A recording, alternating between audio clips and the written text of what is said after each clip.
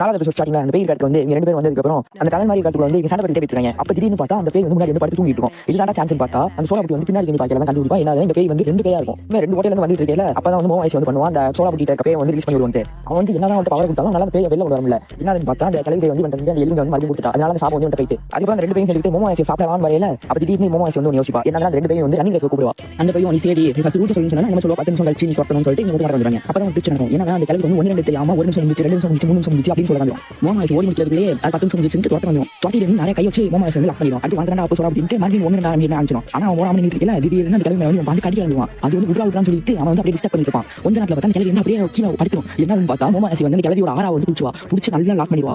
Lock பண்ணதுக்கு அந்த கிளவி வந்து சின்ன ஒரு புழு சைஸ்க்கு மாறிடுது. அப்புறம் வந்து மோமாய்ஸ் வந்து கையில லாக் பண்ணி பிடிச்சிட்டு திடீர்னு ஒரு சவுண்ட் வரும். செவுரெல்லாம் ஒட்டச்சுட்டு ஒரு நண்டு மாஸ்டர் வந்து வரும். என்னதுன்னா இந்த கிளவி பேயோட இன்னொரு பாத்தீங்கன்னா நண்டு மாஸ்டர். அது என்ன இங்க தோட்டத்துக்கு வந்துரும். இது பட்டு தோட்டத்துக்கு சிட்டிக்குள்ள போயிட்டு நிறைய மக்கள் எல்லாம் தொந்தரவு பண்ணிட்டு இருக்கும். அப்புறம் அவங்க கண்டுபிடிச்சாங்க இவங்க கண்டுபிடிச்சா அந்த நண்டு மாஸ்டர் தெரியுது. அதுக்கப்புறம் நண்டு மாஸ்டர் ஒரு அடி அடிச்சோனே இவங்க பறந்து போய் வந்து கீழே விடுவாங்க. ஊழல்ல வந்து அந்த கிளவி பேய் வந்து விட்டுருவாங்க. அதனால அந்த கிளவி வந்து வெளில வந்துடும்.